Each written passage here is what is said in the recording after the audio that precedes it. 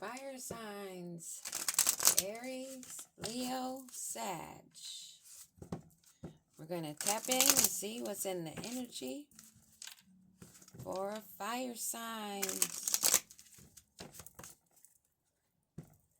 Holy Spirit Divine, what do we need to know for Aries, Leo, Sag? An enduring bond. Put your family first and spend time together. Those you hold dear, those that are your priority, those that you are mindful of. What else do we need to know for Aries, Leo, Sag? Someone is not expressing. They don't feel like they're able to share openly their feelings. They're someone that may not be being honest, that wants an enduring bond. Someone's not opening up. How do they expect to fan the flames if the words are not spoken of their expression of how they feel, of wanting this enduring bond? They have to do what it takes to keep the passion or even start the passion. What else do we need to know? Aries, Leo, Sag. A divine match, but someone's afraid to speak? What's going on with that? Somebody that wants to build a strong foundation, something deeply rooted. Someone that wants to be your friend first. Nothing wrong with that. That's an excellent way to start. Or someone that's pretending to be a friend. You gotta look at both sides and see what the story unfolds. Someone that's not going to be moving in with you, but becoming friends, getting to know each other. They haven't expressed their love yet, but they know it would be an enduring bond.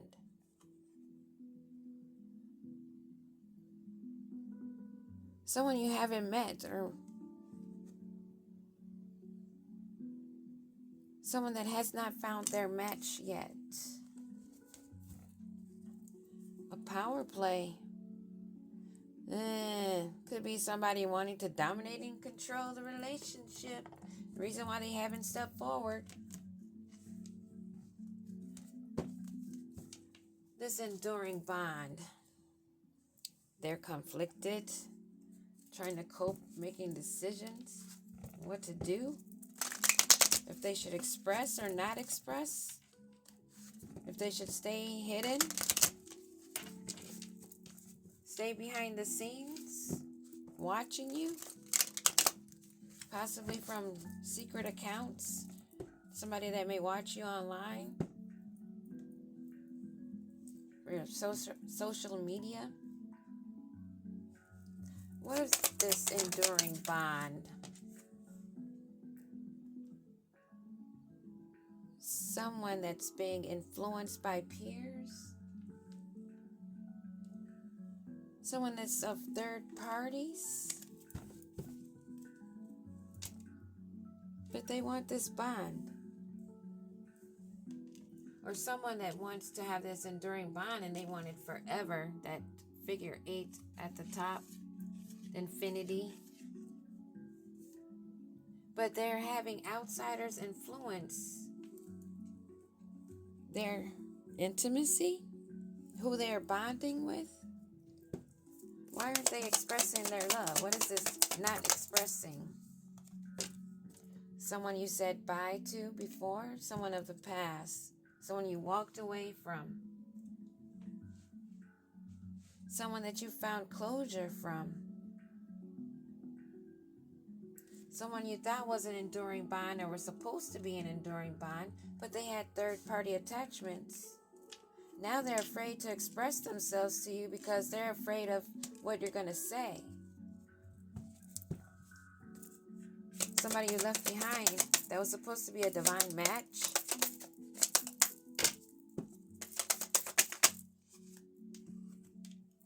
someone that it would have worked if they were following their destiny for a love that was meant to be. Somebody that's in a heart fog that needs to heal, have self-growth. So yeah, it won't work when one is healed and one is not. And it won't work if you're both unhealed either. That's why there's so many breakups and get back togethers and breakups and divorces and cheating and lying and third parties. Because healing is a must. Else you're going to be trapped, stuck, tied down. Not having an enduring bond, but something that's influenced by outsiders. So therefore, you're afraid to express your love because you're not manning up or woman up, standing on your own 2 feet, walking away from third parties and healing. Having those extra attachments of family, friends, or whatever it may be is causing you to be foggy and mixed signals for someone. Someone has blocked their emotions and feeling messed up because they need to find balance and growth and nourish themselves.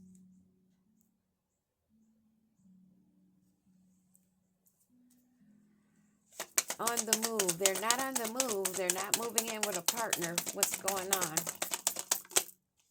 They're bitter and angry. They're upset. Maybe because they're not using their own fucking mind. Let me stop saying that word. Freaking mind. So they're in resentment. You can't blame nobody but yourself. That's so annoying. Go heal. What the hell you got to be mad about when you need to work on yourself and you got third-party attachments, but you want the best of the world, but you're afraid to express it. So you walk away because you're listening to your friends and family from a divine union because you're allowing that to have you in a heart fog and miss out on something good because you won't heal, nourish yourself. And because you can't make a move, you're feeling bitter. You're feeling resentment against the ones that you're listening to. You're feeling resentment against the one that you can't go to. Make it make sense.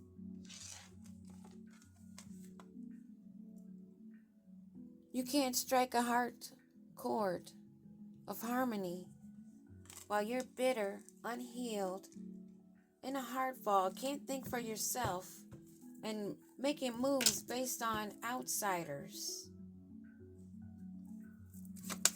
You can't strike a chord of love singing somebody else's song. You have to have truth and clarity. Your intentions must be known clearly, and honesty is a must.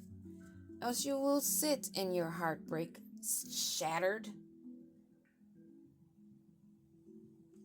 feeling no closure and loneliness, always stuck in the feeling of wanting to express and not, because of the appearance, because of wanting to have third parties. You're going to turn down a divine match because you're going to be stuck in heart fog and unhealed, leaving you shattered.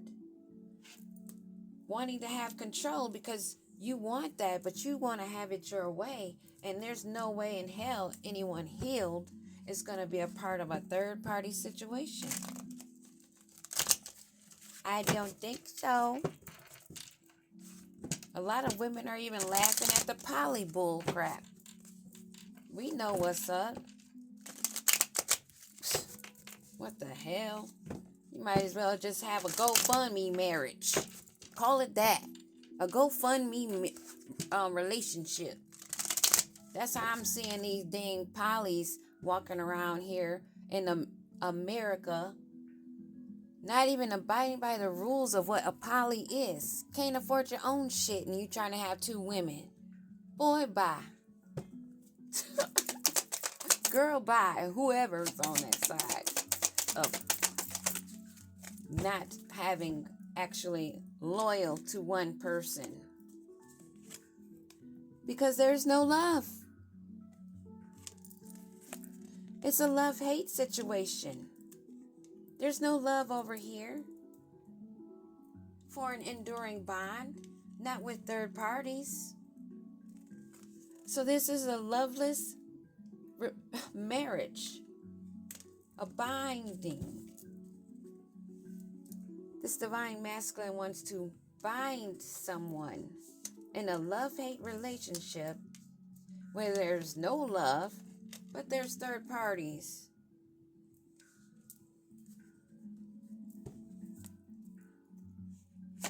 They're not expressing themselves because they probably know exactly how stupid it sounds. So they're just going to walk away.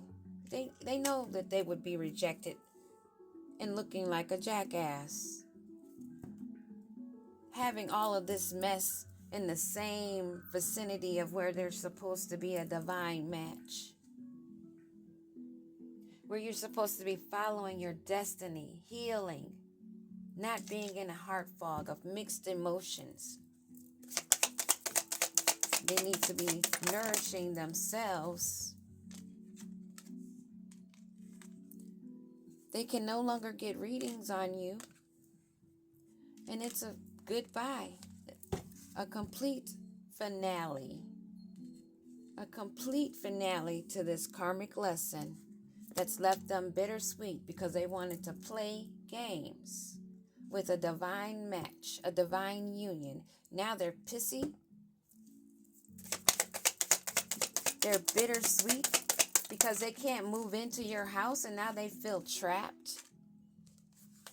Completely trapped. Trapped in attachments, trapped by their influences, trapped by a third party. So now they cannot have that harmony of a heart song with their divine match. And that is the truth, because they are trapped in a third party situation. They need to go through an ego death. They need to get out of the chaos.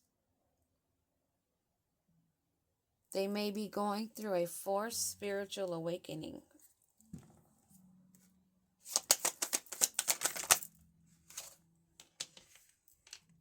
They're not living in the moment. They're not getting divorced or separating from this third party. And they're in massive regrets, getting bad news.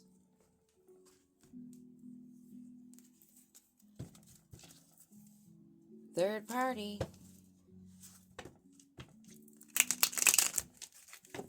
Wanting to have a group effort when there's no effort put in by them. Only finding themselves trapped.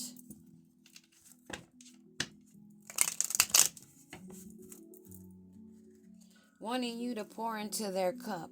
Wanting a new love. But they're going through an emotional awakening now. They need to have their personal growth and compassion for themselves and their creativity, not in being a trickster, but in having an enduring bond. This love marriage, this binding where there's no love. What do we need to know about this married love and hate? They have options. They're bored with what they have in front of them. And they were bored with the offer of a divine match. They didn't have the courage, the passion, and they were not fearless to make that breakthrough. So they were rejected. Had to walk away. Had to back turn to them and the hand up. It's a farewell, a rejection to these third parties by a Queen of Wands who has her sword up, cutting you off at the get-go because she's not having that, ruining her wishes to come true, a fulfillment. She says goodbye. And they are no longer able to read her energy or to be in her energy. They can't afford readings now.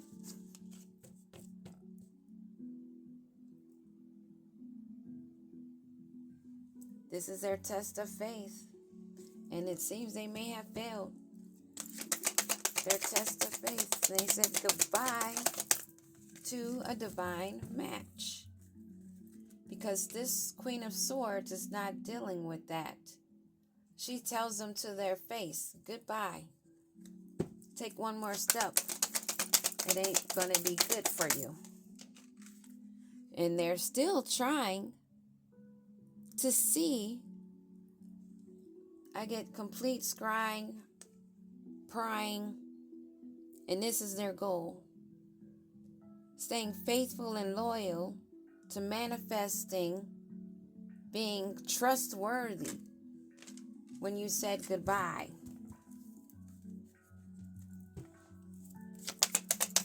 What's this Page of Pentacles? Wanting a new beginning. Wanting to have this opportunity, but they can't scry and pry.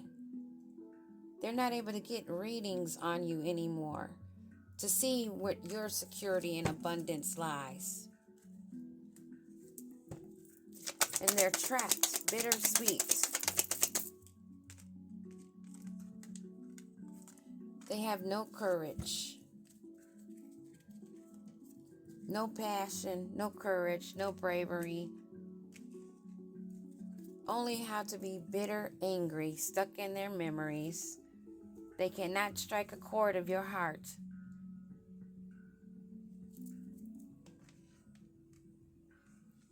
They're living in the past, not in the moment. Trying to block some legal situations, and they're in massive regrets. Why are they in massive regrets? Because they're fighting and arguing with others. And they need to find balance. That's what I have for you, Aries, Leo, Sag.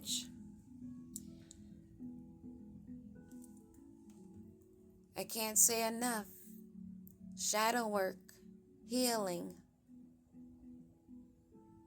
a death and rebirth, a transition from your south node to your north node is a must. Because as long as you're not elevating, there is no divine match. Peace.